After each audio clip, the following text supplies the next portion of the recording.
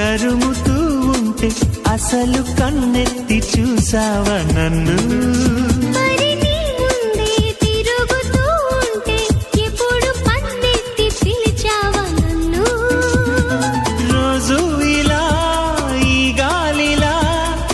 చెవిని తాకేది నేనేగా,